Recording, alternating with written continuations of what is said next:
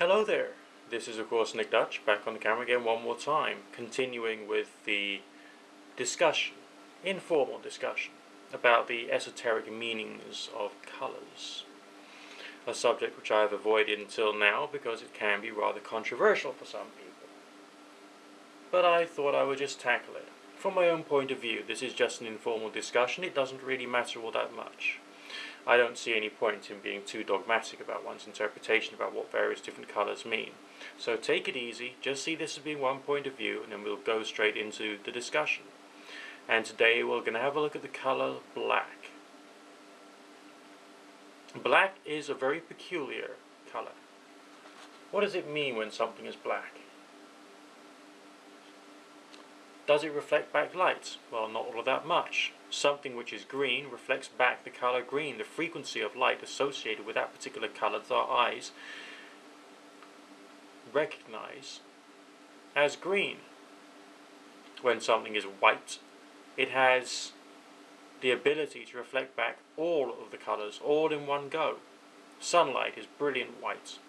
Okay, it varies very slightly in hue throughout the day and depending upon the season.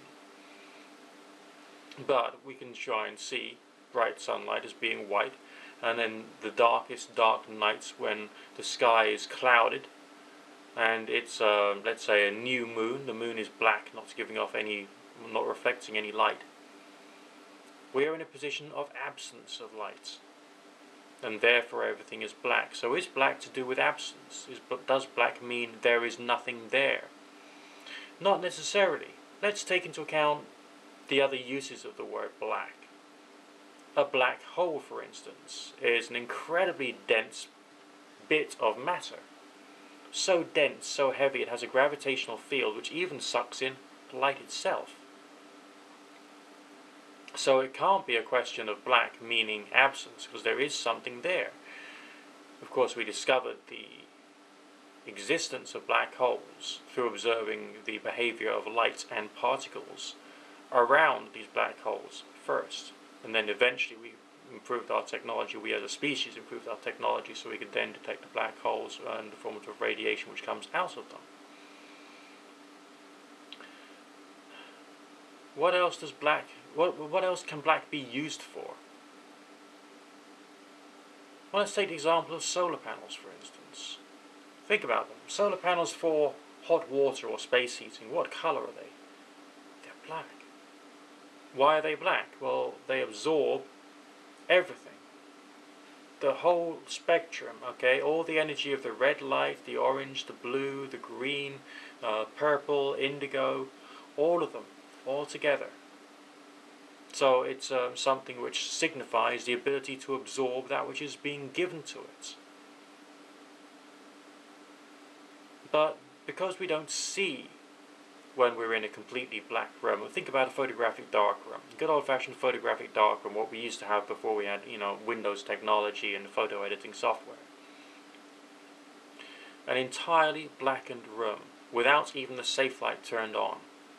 Completely black, without any cue that we can use to detect any visual or visible object.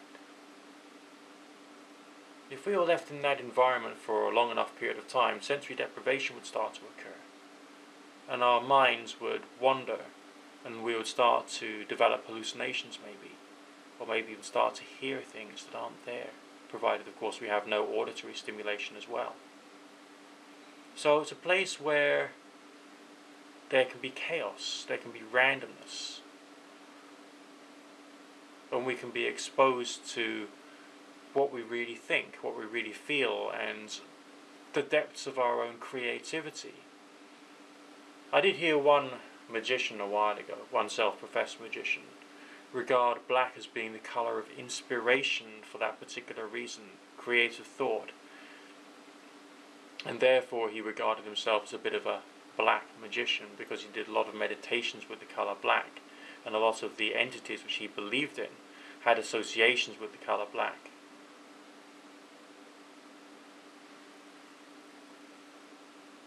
So, from a symbolical point of view, black can mean so many different things. Sure, we always associate it with Saturn or death, But there's many more dimensions to black, and therefore many more reasons to burn a black candle when one's doing one's meditation, than just something which is allegedly negative or allegedly evil.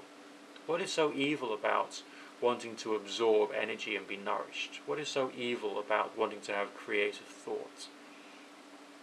What is so evil about wanting to know what you really feel about a situation?